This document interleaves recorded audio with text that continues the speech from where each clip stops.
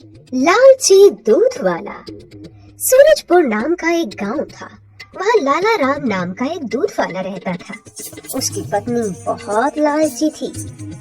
वो उससे हमेशा कीमती गहने व महंगी वस्तुओं की मांग किया करती थी, मगर लाला राम उसकी मांगों को पूरा नहीं कर पाता था, क्योंकि वो दूध बेचकर बहुत कम पैसे ही जुटा पाता था।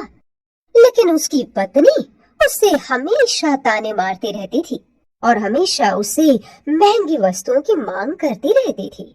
एक दिन, अजी सुनो, एक काम करो, इस 10 लीटर दूध में 4 लीटर पानी मिला दो, जिससे हम अधिक मुनाफा कमा सकें और हम जल्दी ही अमीर बन जाएं।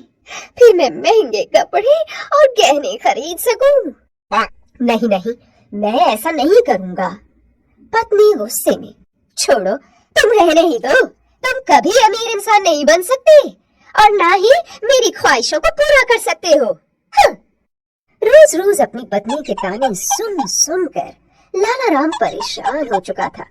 फिर एक दिन वो पास के गांव में दूध बेचने जा रहा था। तभी रास्ते में एक नदी आई। लाला राम वहां रुककर कुछ देर आराम करने लगा और सोचने लगा कि वो अपनी पत्नी की ख्वाहिशें कैसे पूरी कर पाएगा। वो बहुत उदास था, क्योंकि उसकी बीवी उसे रोज रोज ताने मारती थी। तभी परेशान होकर उसने सोचा, आज दूध में थोड़ा सा पानी मिला लेता हूँ। इससे मुझे जो मुनाफा होगा उससे कुछ कपड़े और महंगी वस्तुएं घर ले जाऊंगा। लाला राम ने दूध में आधा पानी मिलाया और अपने ग्राहकों को दूध बेचकर बहुत मुनाफा कमाया। लाला राम बहुत खुश था। हाँ, आज बहुत पैसे कमा लिए, अब घर चलता हूँ। वापस लौटते समय लाला राम ने अपनी पत्नी के लिए कुछ मिठाइयाँ और कपड़े खरीदे और घर की तरफ चल दिया। लाला राम जब घर पहुंचा तो उसने सारा सामान अपनी पत्नी को दिया। उसकी पत्नी वह सारा सामान देखकर बहुत खुश हो गई, परंतु उसका लालच अभी खत्म नहीं हुआ। वह और ज्यादा महंगे कपड़ों की मांग करने लगी। दूध वाला बहुत दुविधा में पड़ गया और फिर वह फिर से उदास हो गया था और सोचने लगा, अब मैं ऐसा क्या काम करूं जिससे मेरी बीवी खुश हो जाए।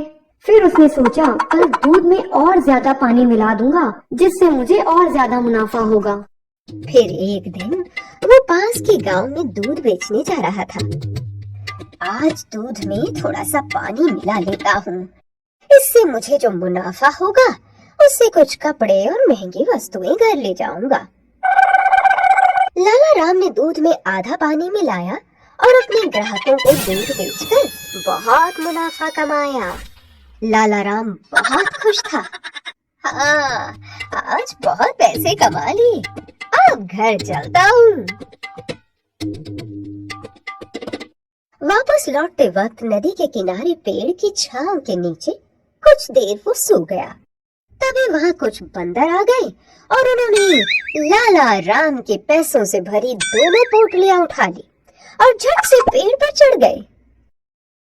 तभी लाला राम की नींद खुली और वो परेशान हो गया। बंदर उसकी पैसों से भरी पोटलियां उठा कर ले गए थे। हाय हाय, मैं तो लुट गया, बर्बाद हो गया। बंदर तो मेरी दोनों थैलियां ले गए। हाय, अब मैं क्या करूं? ए बंदरों, मेरी दोनों थैलियां लौटा दो। मैंने तुम्हारा क्या बिगाड़ा है? बंदर उसे देखकर जोर जोर से हंसने लगे। तभी लाला राम को एक बात याद आई। उसके दादाजी ने उसे बताया था कि बंदर नकलची होते हैं, तुम जैसा करोगे वो भी वैसा ही करेंगे। तभी वो अपने दोनों हाथ ऊपर उठाकर हिलाने लगा, तो बंदर ने भी वैसा ही किया। ऐसा करते देख दूध वाले ने सोचा, अरे यह तो मूर्ख बंदर है, मैं जैसा कर रहा हूँ ये भी वैसा ही कर रहा है। उसके बाद वह जोर जोर से कूदने लगा, तो बंदर भी उसको ऐसा करते देख कूदने लगा। फिर दूध वाले को एक उपाय आया। उसने सोचा, क्यों ना मैं अपने हाथ में रखे गमछे को जमीन पर फेंक दूं, क्या पता ये मूर्ख बंदर भी ऐसा ही करे। इतना सोचकर दूध वाले ने अपने हाथ में रखे हुए गमछे को जमीन पर फेंक दिया, यह सोचकर कि बंदर भी उसकी दोनों पैसों से भरी थैली को जमीन पर फेंक देगा। दूध वाले को ऐसा करते देख बंदर ने भी ऐसा ही किया। उसने दोनों पैसों से भरी थैलियों को जमीन पर फेंक दिया। उसमें से एक पोटली जमीन पर आकर गिरी, परंतु दूसरी नदी में जा गिरी। वह पानी में बह गई।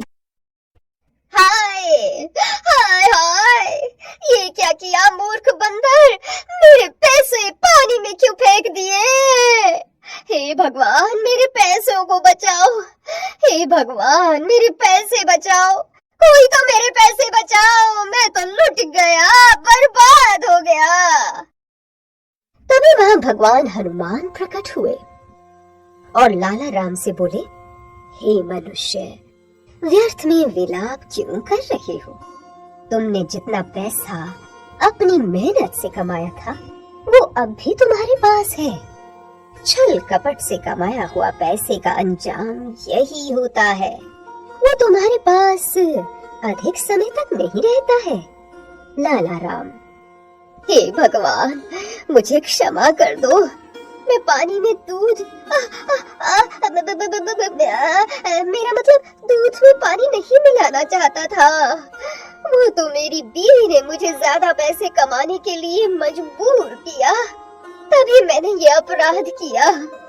भगवान, जितना तुम ईमानदारी से कमाते हो उन्हीं पैसों में तुम्हारी पत्नी को खुश रहना होगा, नहीं तो अवश्य ही एक ना एक दिन तुम्हारा विनाश तय है। मुझसे भूल हो गई भगवान, मुझे क्षमा कर दीजिए, मैं आगे से ऐसा कोई भी काम नहीं करूंगा। तभी भगवान ने प्रसन्न होकर लाला राम को कहा, मैं तुमसे प्रसन्न हुई, तुम मुझसे वरदान में कोई भी महंगी वस्तु मांग सकते हो, मांगो, तुम्हें क्या चाहिए।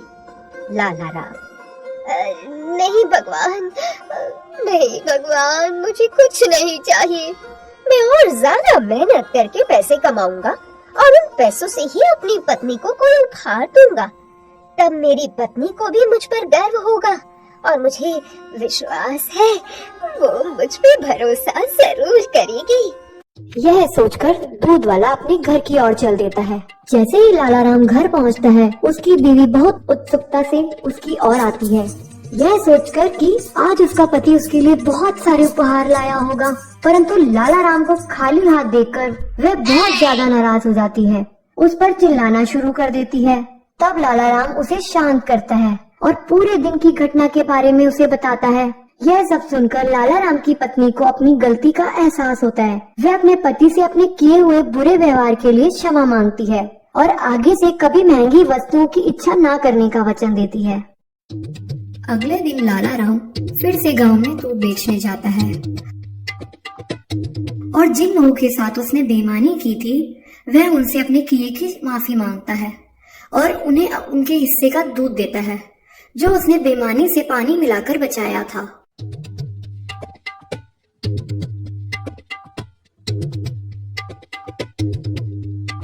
फिर वह उन बंदरों के पास भी जाता है और उन्हें धन्यवाद देता है क्योंकि उन बंदरों ने ही उसे सही रास्ता दिखाया था। अगर बंदर उनकी पैसों से भरी पोटली को पानी में ना फेंकते तो उसे अपनी भूल का एहसास कभी नहीं होता। फिर वह अपने घर खुशी खुशी वापस लौट जाता है। ईमानदारी अमूल्य धन है, जिसके पास ईमानदारी है वही व्यक्ति दुनिया का सब